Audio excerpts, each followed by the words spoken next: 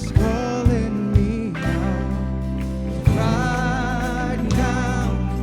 I know you're able, and my God, come through again. You can do all things. You can do all things but fail. 'Cause you never lost the battle. No, you never lost the battle. And I know you never will.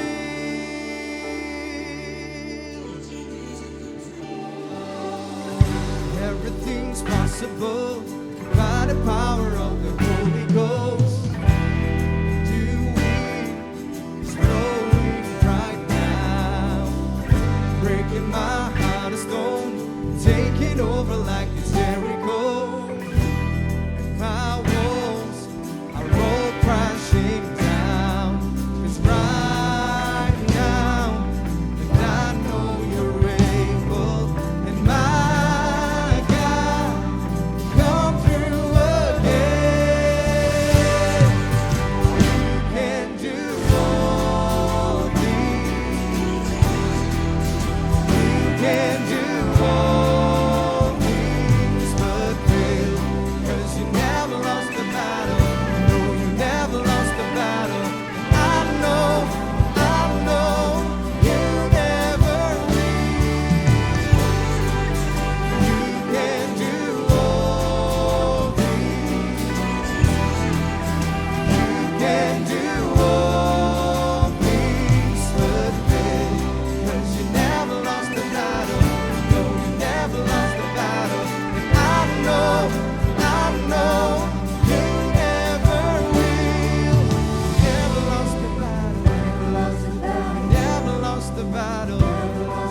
You never lost the battle. You never will. You never lost the battle.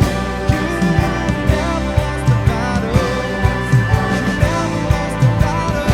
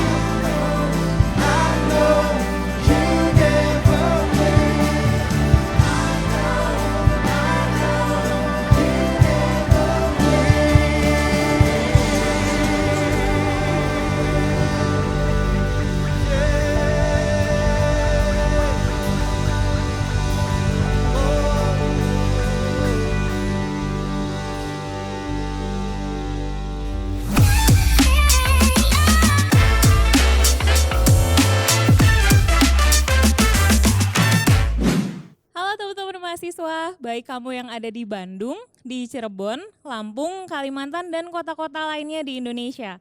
Welcome di ibadah online khusus mahasiswa Campus Connection. Senang sekali bisa bertemu dengan kalian semua hari ini. Beberapa hari yang lalu, kita baru aja merayakan Hari Kasih Sayang. So, selamat Hari Kasih Sayang juga buat kita semua. You are love.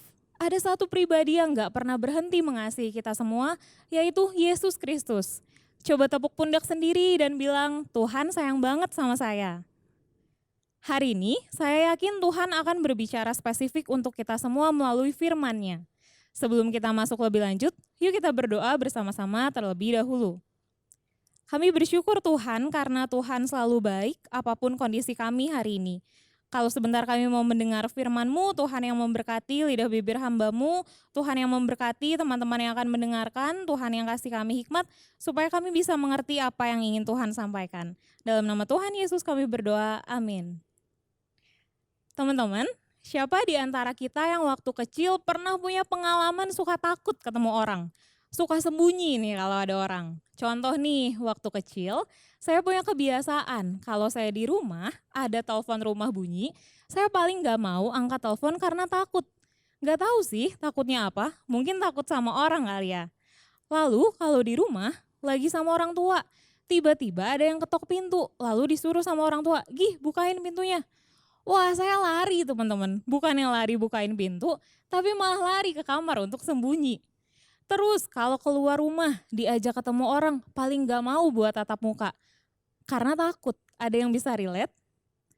Nah, satu kali saya diajak orang tua ke taman bermain.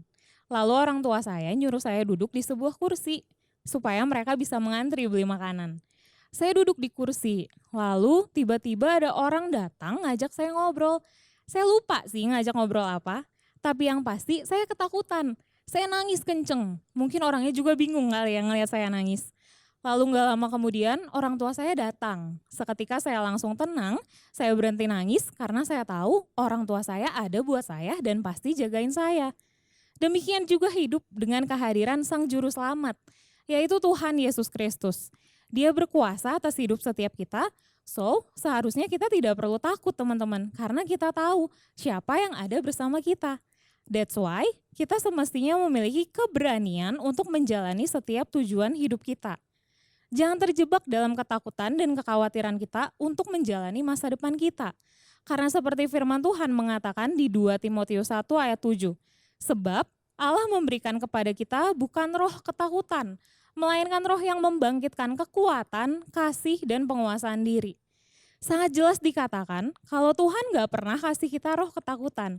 Intimidasi yang ada, rasa cemas yang ada, suara-suara yang terus muncul di kepala yang berbisik hal-hal negatif tentang hidupmu, it's not from God.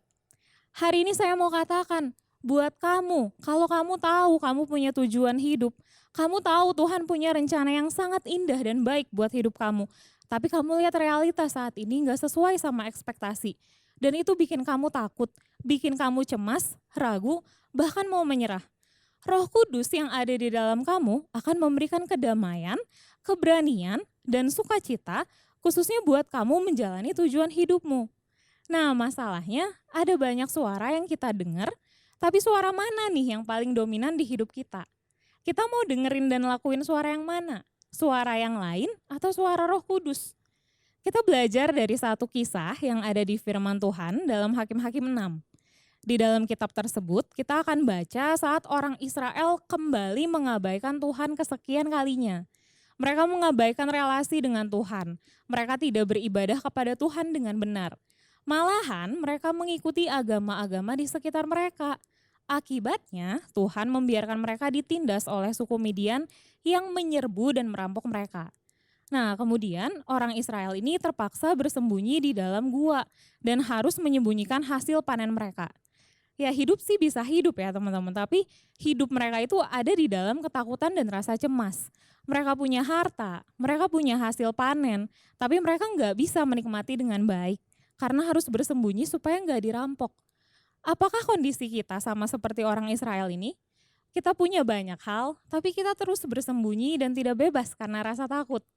Nah, ceritanya berlanjut. Allah panggil seorang anak muda untuk menggenapi tujuan hidupnya yang bernama Gideon. Kita buka yuk di Hakim-Hakim 6 ayat 11 sampai 12. Hakim-Hakim 6 ayat 11. Kemudian datanglah malaikat Tuhan dan duduk di bawah pohon terbantin di Ofra, milik Yoas dari kaum Abiezer. Gideon, anaknya, sedang mengirik gandum di tempat pemerasan anggur agar tersembunyi dari orang Midian. Malaikat Tuhan menampakkan diri kepadanya dan berfirman, Tuhan menyertai engkau, hai pejuang yang gagah berani. Kalau kita tahu cerita Gideon, rasanya generasi kita ini hidup seperti Gideon. Seperti Gideon yang mengirik gandum di tempat yang tersembunyi, banyak dari kita yang menjalani hidup dengan rasa khawatir, rasa takut, dan cemas. Mungkin kita takut karena masa lalu kita. Kita pernah gagal, so itu bikin kita insecure. Atau kita memiliki keluarga yang gak harmonis, gak utuh, sehingga bikin kita cemas. Atau bahkan kita terlalu sering comparing, membanding-bandingkan hidup kita dengan hidup orang lain, sehingga kita selalu merasa gak puas. Padahal faktanya kita tahu kalau Tuhan punya janji dalam hidup kita. So, kita lihat bagaimana seharusnya kita bersikap untuk menaklukkan rasa takut di dalam hidup kita, supaya kita bisa memenuhi panggilan hidup kita. Nah, yang pertama guys, yang bisa kita lakukan adalah izinkan Tuhan mendefinisikan siapa diri kita. Ya teman-teman, ini yang sangat penting bagi generasi kita saat ini. Teman-teman, kita harus menyadari bahwa dunia ini dan keadaan sekitar kita selalu berusaha untuk mendefinisikan siapa kita. Mencoba untuk membentuk gambar diri kita. Dan itu menjadikan tidak jarang banyak di antara kita menjadi tertekan, berusaha mati-matian mengikuti standar yang diberikan dunia supaya bisa mendefinisikan siapa kita. Entah itu melalui nilai kuliah, entah itu kerja di tempat apa, status keuangan, udah punya pacar atau belum, punya prestasi apa, penampilan, fashion, circle pertemanan, pokoknya semua kata orang mendefinisikan siapa kita. Contoh di budaya Asia, khususnya di Indonesia. Sejak kecil banyak banget orang tua yang selalu kasih label sama anak-anaknya. Kalau nilai rapot bagus, berarti dia pinter. Kalau nilai rapot jelek, berarti dia kurang pinter. Kalau nilainya 80 ke atas, baru orang tua bakal bilang, wah anak papa mama pinter nih. Tapi kalau nggak dapet 78 aja, orang tua malah protes. Kamu nggak belajar ya? Kok nilainya segitu? Coba yang bisa relate boleh angguk-angguk. Nah, secara nggak sadar, dengan respon yang diberikan orang lain, bisa membuat kita jadi rendah diri.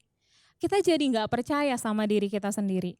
Kalau saya dapat nilai atau sesuatu yang nggak di atas standar, saya jadi takut, saya jadi merasa rendah diri. Kita jadi ngerasa kita nggak punya kemampuan, kita ngerasa tertinggal, dan lain sebagainya. Dan itulah standar yang memang kadang jadi satu batu sandungan buat kita sendiri teman-teman. Bukan berarti saya menyuruh kalian untuk belajar asal-asalan ya, no. Mentalitas kita adalah kita berikan yang terbaik bukan untuk standar manusia, tapi untuk memuliakan nama Tuhan. Dan kita bisa lihat hal yang sama ditunjukkan Gideon ketika Tuhan menampakkan diri kepadanya. Demikian di Hakim-Hakim 6 ayat 13. Jawab Gideon kepadanya, maaf Tuan, jika Tuhan menyertai kami, mengapa semuanya ini menimpa kami? Di manakah segala perbuatan ajaibnya yang diceritakan oleh nenek moyang kami kepada kami ketika mereka berkata, bukankah Tuhan telah menuntun kita keluar dari Mesir? Tetapi sekarang Tuhan meninggalkan kami dan menyerahkan kami ke dalam cengkeraman orang Midian. Ayat 14, lalu Tuhan berpaling dan berfirman kepadanya, pergilah dengan kekuatanmu ini dan selamatkanlah orang Israel dari cengkeraman orang Midian. Bukankah aku yang mengutus engkau? Ayat 15, namun jawab Gideon kepada Tuhan, maaf Tuhan, dengan apakah akan aku selamatkan orang Israel? Lihatlah, kaumku yang terkecil di antara suku Manasye, dan aku ini termuda dalam rumah ayahku. Ada hal menarik yang saya temukan di ayat ini guys. Pertama, di ayat 13 kalau kita perhatikan. Gideon ini nanya sama Tuhan, kenapa kalau Tuhan menyertai kami, kok gini sih? Kenapa ini semua terjadi? Nah mungkin kondisi ini sama kayak hidup kita. We are questioning. Kita bertanya-tanya sama Tuhan tentang hidup ini. Tuhan, kenapa sih hidup gue susah amat? Kenapa sih hidup gue gini-gini terus? Kenapa ya cobaannya kok kayak gak berakhir? Kenapa ya Tuhan? Kenapa, dan kenapa? Nah tapi yang unik teman-teman di ayat 14, lihat gimana Tuhan merespon Gideon. Tuhan gak menjawab atau menjelaskan pertanyaan Gideon. Tuhan malah menyuruh Gideon untuk pergi dengan kekuatan yang diberikan Tuhan dan meyakinkan Gideon kalau Tuhan sendiri yang mengutusnya. Yang saya dapatkan waktu baca respon Tuhan kepada Gideon seperti ini kira-kira. Kadang kita nggak perlu tahu alasan kenapa hal-hal tertentu terjadi dalam hidup kita. Kadang nggak semuanya harus kita pahami terlebih dahulu. Kita nggak perlu menanyakan apalagi menyalahkan Tuhan atas keadaan kita saat ini. Tapi kalau misalnya kita baca keseluruhan pasal, kita tahu kalau hal itu terjadi karena bangsa Israel berpaling dari Tuhan. Kita tahu itu Tuhan izinkan terjadi untuk membuat bangsa Israel kembali sadar dan balik lagi sama Tuhan. Nah, yang perlu kita tahu adalah Tuhan memanggil kita. Tuhan punya tujuan hidup untuk kita seperti Tuhan memanggil Gideon. Walaupun respon Gideon di ayat 15 dia masih minder, aduh Tuhan, gua kan yang paling muda. Aduh Tuhan, background gua kan bukan siapa-siapa. Gua berasal dari keturunan terendah nih. Istilahnya kayak gitu ya teman-teman. Kita bisa lihat Gideon pun takut di tengah Tuhan lagi panggil. Walaupun Tuhan udah identify Gideon kalau dia adalah pahlawan yang gagah berani. Guys, dunia akan berlomba-lomba mendefinisikan kamu. Dunia akan berusaha membuat standar untuk diri kamu. Gak peduli apa panggilan Tuhan buat kamu, dunia bikin standar yang pastinya standar tersebut akan berusaha supaya kamu gak bisa menjalankan panggilan kamu. Kamu akan takut, kamu akan cemas, anxiety pasti muncul karena mustahil kalau kita harus mengikuti standar dunia. Satu yang harus kita sadar adalah kita ini ciptaannya Tuhan. Tuhan yang menciptakan kita. So, satu-satunya yang bisa mendefinisikan siapa kita adalah Tuhan. Sekali lagi saya katakan, satu-satunya yang bisa mendefinisikan siapa kita adalah Tuhan. Bukan papa mama, bukan bestie, bukan pacar, bukan orang lain, bukan komunitas kamu, dan bukan bisikan yang ada di kepala kamu. Tapi Tuhan yang menciptakan kamu. Dunia gak bisa mendefinisikan siapa kamu karena dunia gak tahu tujuan hidup kamu. Cuma Tuhan yang bisa mendefinisikan siapa diri kamu. So, izinkan Tuhan untuk membuat gambar diri kamu pulih. Membuat kamu tahu siapa sebenarnya diri kamu. Seperti yang juga dikatakan Paulus di Galatia 1 ayat 10. Jadi bagaimana sekarang? Apakah ku cari kesukaan manusia atau kesukaan Allah? Ataukah ku coba menyenangkan manusia? Sekiranya aku masih mau mencoba menyenangkan manusia, aku bukanlah hamba Kristus. Fokus kita adalah melakukan segala sesuatu untuk menyenangkan hati Tuhan. Saat dunia bilang kamu lemah, beri jawab. Filipi 4 ayat 13. Segala hal dapat kutanggung di dalam Dia yang memberi kekuatan kepadaku. Saat dunia bilang, kok kamu jelek sih? Kok kamu kurang pinter sih? Kok kamu gak kayak si dia sih? Dan lain-lain, beri jawab. Yesaya 43 ayat 4. Oleh karena engkau berharga dan mulia di mataku, aku mengasihi engkau, maka aku memberikan manusia sebagai gantimu dan bangsa-bangsa sebagai ganti nyawamu. Teman-teman, itulah alasannya mengenal Allah melalui firman-Nya. Kalau kita nggak pernah tahu apa kata Tuhan untuk kita, dunia ini yang akan terus mendikte kehidupan kita. Nah, poin berikutnya yang bisa kita lakukan adalah menyadari kalau we are stronger than we think. Kamu lebih kuat dari yang kamu pikirkan. Yes, kamu nggak salah dengar teman-teman. Kamu lebih kuat dari apa yang kamu pikirkan. Seperti apa yang Tuhan sampaikan pada Gideon di ayat 14 tadi. Pergilah dengan kekuatanmu ini dan selamatkanlah orang Israel dari cengkeraman orang Midian. Bukankah aku Tuhan mengutus engkau? Tuhan rimain Gideon kalau dia lebih kuat dari yang dia pikirkan. 3 kali Tuhan bilang sama Gideon, Tuhan menyertai dia, Tuhan yang mengutus dia, terlepas dari apa backgroundnya, terlepas dia paling muda atau enggak. So guys, terlepas dari kita siapa, keahlian kita apa, kita jenius atau enggak, kita punya duit atau enggak, Tuhan meyakinkan kalau kita lebih kuat dari apa yang kita pikirkan. Kalau kita fokus sama dunia, ini akan menghalangi kita melihat kekuatan yang sudah Tuhan berikan di dalam kita. Apapun yang ada di dalam kita, mungkin kita mikir gak cukup, kurang. Orang mungkin gak wow sama apa yang kita miliki. Nah tapi sama nih kayak 5 roti dan 2 ikan. Kayaknya gak wow ya teman-teman, cuma 5 roti dan cuma 2 ikan. Tapi kita lihat apa yang kita punya dan kita berikan sama Tuhan akan jadi wow banget. Mujizat terjadi. 5 roti dan 2 ikan bisa kasih makan ribuan orang. Yang percaya katakan amin. Coba bilang lagi ke diri sendiri, saya lebih kuat dari yang saya pikirkan. Satu yang bisa kita refleksikan selama 30 detik ke depan, coba nih kalian tuliskan kira-kira 3 kemampuan apa sih yang kita miliki yang sebenarnya Tuhan udah berikan untuk kita. Contoh, saya pendengar yang baik, saya bisa menghitung cepat, saya jago olahraga. Nah, silahkan teman-teman tuliskan beberapa waktu ke depan.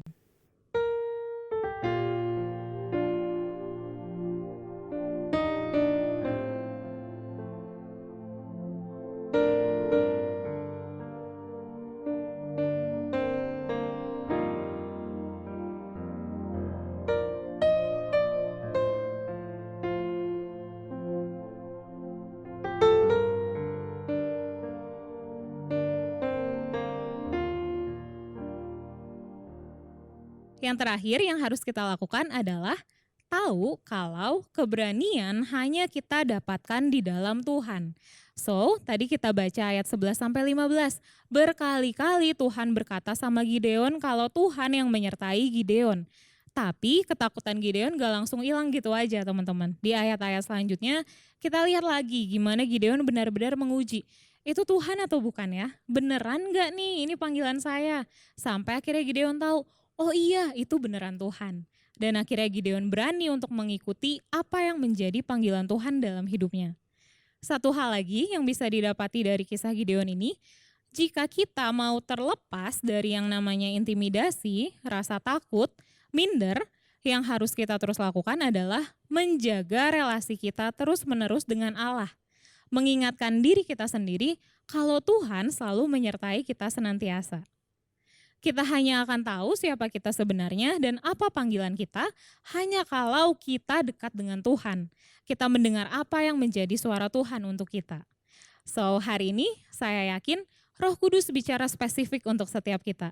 Kita yang lagi takut akan masa depan, kita yang minder karena keadaan, kita yang insecure karena pencapaian orang lain, hari ini Tuhan ingatkan kalau kita berharga, kita punya tujuan hidup, kita punya keberanian yang berasal dari Tuhan. Dan untuk menutup sharing saya hari ini, sekali lagi bisa ambil catatan kita, teman-teman boleh pakai HP atau pensil dan kertas. Nah, teman-teman coba kita sama-sama tuliskan apa sih yang menjadi ketakutan dalam hidup kita. Apa sih yang membuat kita ngerasa nggak cukup dan nggak berani untuk menjalani panggilan kita. Dan kemudian kita bisa tuliskan ayat yang menguatkan kita. Kita bisa tuliskan perkataan firman Tuhan yang membuat kita berani menjalani panggilan kita. Yuk kita tuliskan beberapa waktu ke depan.